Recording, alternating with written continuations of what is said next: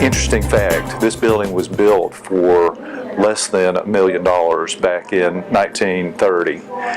And it took 10 months to build. Now, David and I know it takes 10 months to build a branch bank nowadays, but back then they just went right to it. So, of course, it was done in the Depression, so they probably had a lot of labor that they could call on. But anyway, this is an important structure, has substantial materials.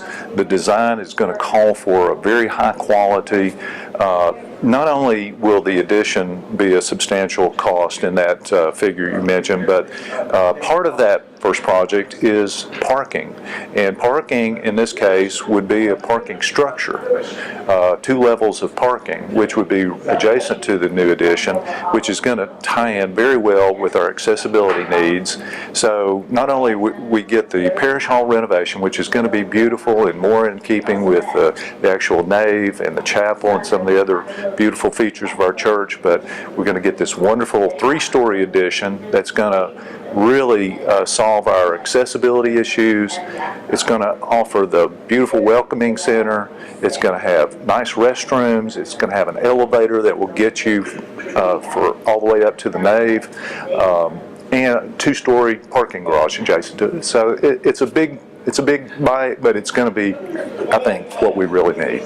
I think one of the blessings and the curses of our forefathers in giving us a facility like this to start with is that, as Rick mentioned, we just got exquisite materials that we have in this existing building with the crab orchard stone and the slate roofs and the precast stone, and so it just costs a lot of money to try to replicate and carry on that tradition that was started 80 years ago. And it's just not for the faint of heart, obviously, to take on a facility like this, but to carry on the vision that they had 80 years ago with the new facility. I think it behooves us to try to match those materials and make that same commitment.